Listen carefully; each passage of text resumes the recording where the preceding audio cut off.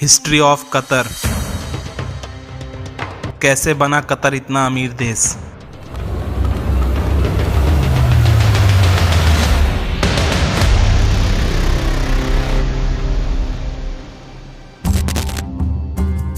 साल 1783 जब कुछ खाना बदोश लोग रेगिस्तान के एक छोटे से जगह पर आकर रहना शुरू कर दिए, जिस जगह को आज हम कतर के नाम से जानते हैं।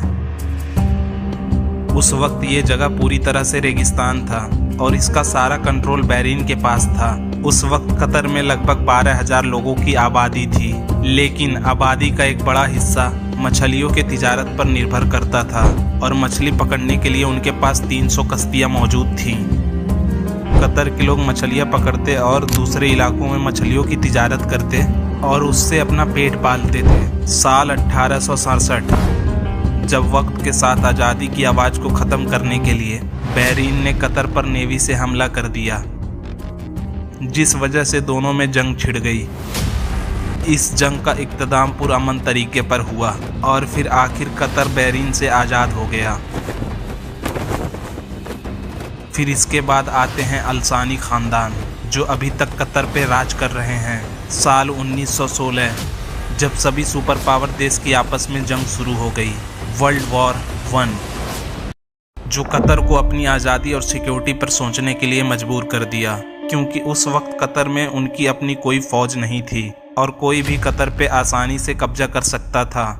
फिर कतर के हुक्मरान अब्दुल्ला अल-सानी ने ब्रिटिश एम्पायर के साथ एक मुआहदा कर लिया। इस मुआहदे के मुताबिक कतर अगले 55 सालों तक अंग्रेज़ों के कब्जे में रहेगा।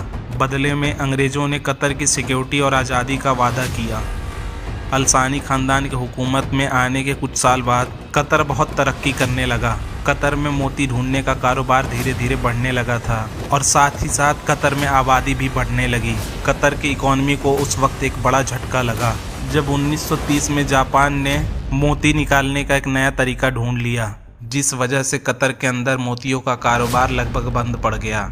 लेकिन फिर आता है साल 1940 जब कतर में पहली बार तेल डिस्कवर हुआ, लेकिन ये तेल कतर के तरक्की के लिए काफ़ी नहीं था और इस तेल के कुएं में से जो पैसे आते उसमें से एक बड़ा हिस्सा अंग्रेज ले जाया करते थे। कतर में इसके 20 सालों तक कोई और तेल का कुआं नहीं खोदा जा सका। इसकी एक बड़ी वजह वर्ल्ड वॉर 2 थी।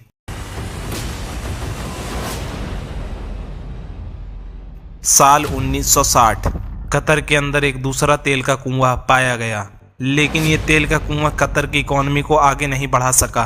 साल 1917 कतर में दुनिया की सबसे बड़ी डिस्कवरी की जाती है, द नॉर्थ फील्ड। अब आता है साल 1971 जब कतर ब्रिटिश से आज़ाद हो गया और कतर एक आज़ाद देश बन गया।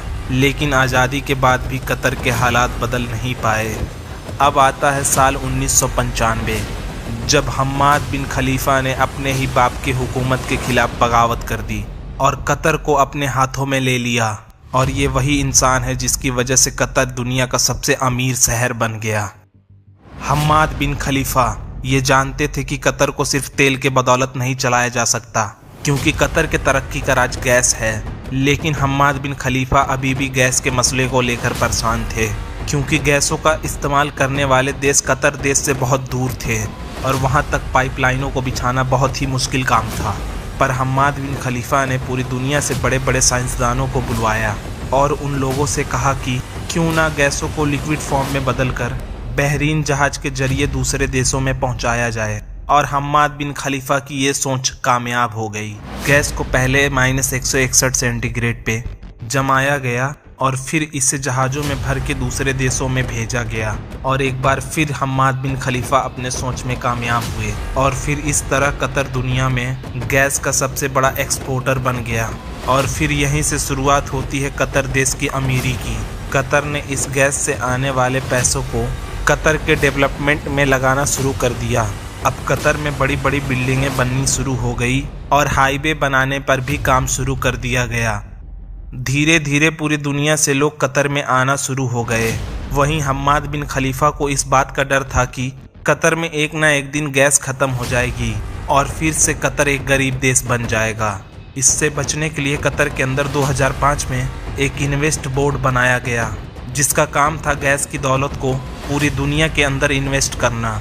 और आज इसी वजह से दुनिया की हर कंपनियों में कतर की इन्वेस्टमेंट नज़र आती है। साल 2010 में कतर ने लंदन के सबसे फेमस स्टोर को 5 बिलियन पाउंड में खरीद लिया और फ्रांस का सबसे बड़ा मीडिया नेटवर्क लिगार्डी का 10% हिस्सा भी कतर ने खरीद लिया।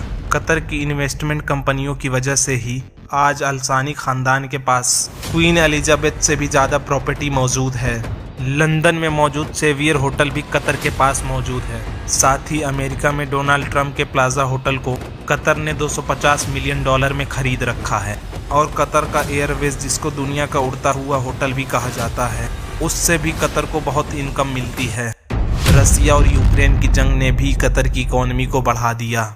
जब रसिया ने यूरोप जाने वाले गैसों पर पाबंदी लगा दी, तब उस वक्त यूरोपियन ने गैस की ज़रूरत को पूरा करने के लिए कतर से डील करना शुरू कर दी।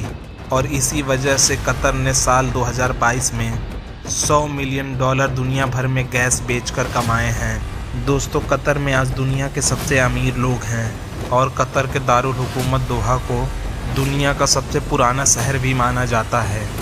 वहीं कतर सिंगापुर के बाद दूसरे नंबर पर हर फर्द की आमदनी के लिए दूसरा सबसे बड़ा देश है। कतर में आज भारत, पाकिस्तान, मिस्र से बड़े तादाद में आए हुए लोग काम करते हैं और मेहनत करके अपने देश, अपने गांव, घर वालों को पैसे भेजते हैं। दोस्तों, ये रही हम्माद बिन खलीफा की वो सोच जिसने एक गरीब देश को अमीर बना दिया। अगर आपको वीडियो पसंद आई है तो वीडियो को लाइक कर दीजिए और भी ऐसी वीडियोस के लिए हमारे चैनल को सब्सक्राइब कर लीजिए।